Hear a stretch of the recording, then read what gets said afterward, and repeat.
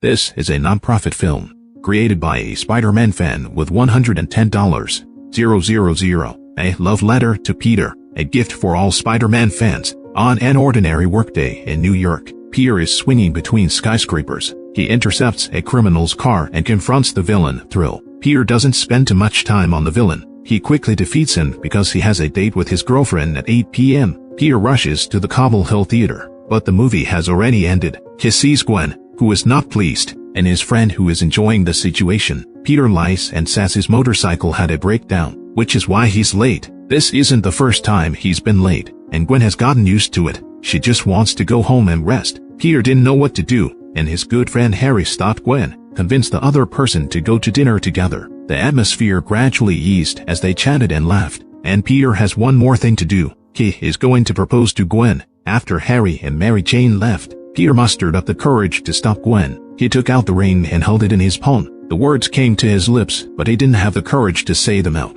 Tonight is not the perfect time to propose. Their future is still long. Peter wants to give Gwen the best memories. He didn't know he missed this time. There are some words he will never have the chance to say. The accident happened so quickly. It turns out that Harry's father is the Green Goblin. He kidnapped and killed Gwen. Spider-Man lost his lover and became very crazy. He grabs the Green Goblin and punches him. To people fighting in an abandoned warehouse, the Green Goblin unleashed a fire that set everything on fire. He showed a cruel smile. Ask Peter why he doesn't understand yet. The culprit of all this is you. Anyone who has anything to do with you will be destroyed by you. These words completely angered Peter. He got up and continued beating the Green Goblin, and then left with the sirens of police cars blaring. Peter not only lost his lover, and lost his best friend, he had a heated argument with Harry. The two broke up unhappy. Peter closed himself off and didn't let anyone get close to him. He began to doubt everything he did. Is he saving people or harming them?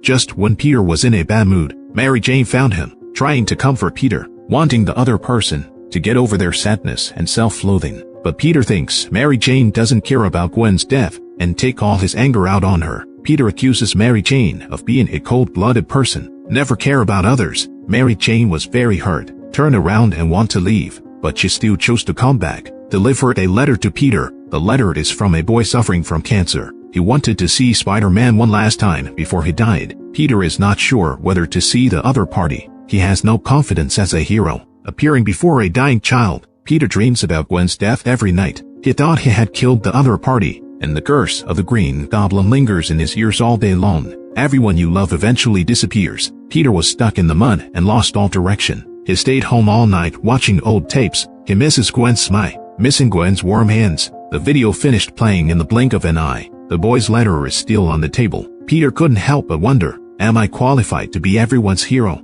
At the same time, Harry is wandering the streets, even though his father kept suppressing him, said he didn't deserve the surname Osborn. But Harry had always respected his father. His father's death overturned his past life. These two young men, each a center of their own storm, were facing crucial turning points in their lives. On the other side, Mary Jane was also heartbroken. She wasn't the heartless person Peter described, and Gwen's death had caused her great pain. Peter's attitude, like a sharp blade, deeply hurt Mary Jane. Fortunately, Flash noticed that something was wrong with her and approached to console her. Peter was deeply affected by Gwen's loss right now, and the words he spoke weren't truly from his heart. Flash hoped that Mary Jane wouldn't be too saddened by this, and that she could forgive Peter. All he needs is some time. The scene shifts back to the main character. Peter had been in turmoil for a long time, but decided to go see the young boy, Tim. The boy immediately gave him a hug. Tim's small bedroom was covered in Spider-Man posters and photos, and all the newspapers that documented his mission, and all the bad words on it were painted out with black pen. Peter looked at the newspapers covering the wall, suddenly relieved. Maybe Spider-Man brings more than just disasters. Tim is very excited. Take out all the peripheral items in his collection, share with him one by one. Peter couldn't help but ask the other party, why did you choose me? Why not Captain America, Thor?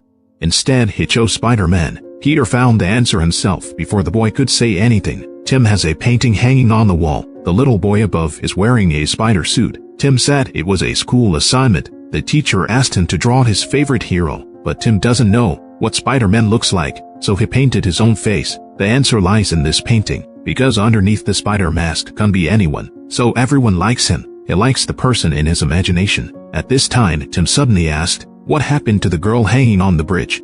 When he mentioned Gwen, Peter fell silent. He had to tell the boy, that girl is dead. All this is my fault. I'm not the hero you imagine. All this happened because of 5 years ago. A spider bit me on the tip of my finger. If the person bitten is someone else, then Spider-Man is someone else. Peter said he was just an ordinary person. Enjoy the fame, fortune and applause brought by Spider-Man. If he could choose again, he would rather not be bitten or die earlier. This way he won't kill anyone around him. Peter wants to leave Tim's house. Unexpectedly, he was stopped by the other party's mother. Woman told Peter, Tim needs a belief. We need to believe that justice and kindness can defeat evil. No one can take away this right. Tim had to go back to the other party's bedroom. Fortunately, Tim was not frustrated by what he just said. He took out the scrapbook he made, excitedly recounting every rescue by Spider-Man. No matter how Peter sees himself, Tim has his own judgment. How can a person who saved thousands of people not deserve to be called a hero? This brief encounter will end soon. Tim pleads with him to take off his mask.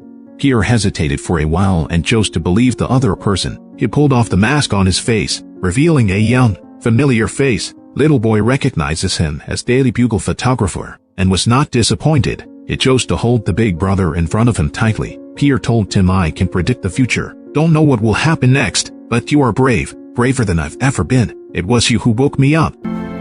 Wait, Peter, will Spider-Man be back? I'm always in the neighborhood.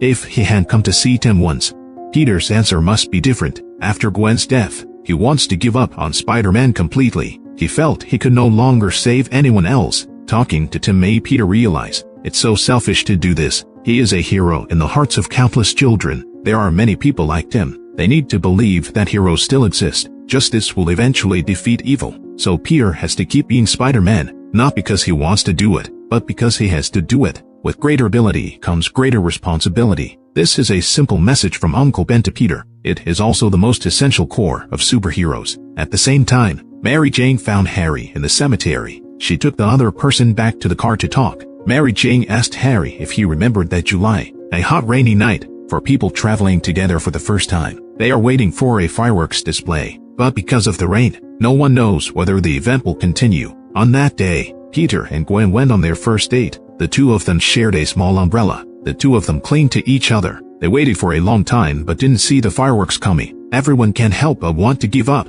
Only Harry suggested waiting a little longer. Sure enough, the sky was lit up by fireworks. It was Harry who made that night so special. Mary Jane said so much. Just want Harry to know, no matter what happened between the four of them, those good memories are all real. If you only know how to stare into the abyss, forgot the beautiful scenery around, sooner or later, you will be dragged into the abyss. The next day, Mary Jane took Harry to Peter's apartment. Even though the other party said such outrageous things, she still wants to try her best to repair this friendship. Mary Jane encouraged Harry to stand up bravely and tell Peter what was in his heart. He spent his whole life trying to please his father, want to be the other person's ideal person. It was Peter's appearance that made Harry feel no longer alone. He shouldn't have run away when Gwen died, should stay and support best friend. The three apologized and understood each other. Then taking it on alone, they choose to rely on each other. Let's get through this difficulty together. Tomorrow morning is Lightning's farewell party. Harry hoped Peter would be there. Early the next morning, everyone went to Lightning's farewell party. Peter,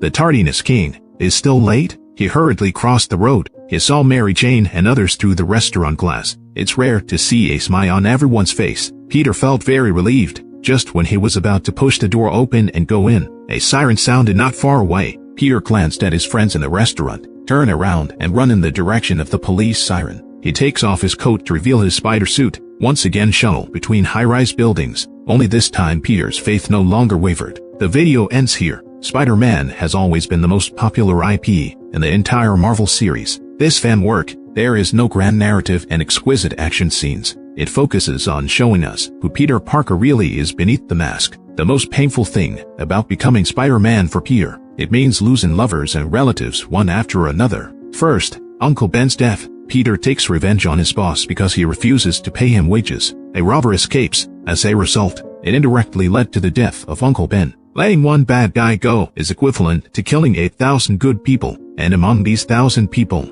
maybe it's your family or friends. Uncle Ben's death made Peter understand the importance of responsibility. Is the role model for his life. And Gwen's death, leading Peter to self-doubt. He doesn't even have the courage to continue being Spider-Man. The film focuses on Gwen's death, the frustration and awakening experienced by Peter. His conversation with Tim in the film, more like a conversation with all the Spider-Man fans out there. There are so many superheroes. Why did you choose Spider-Man alone?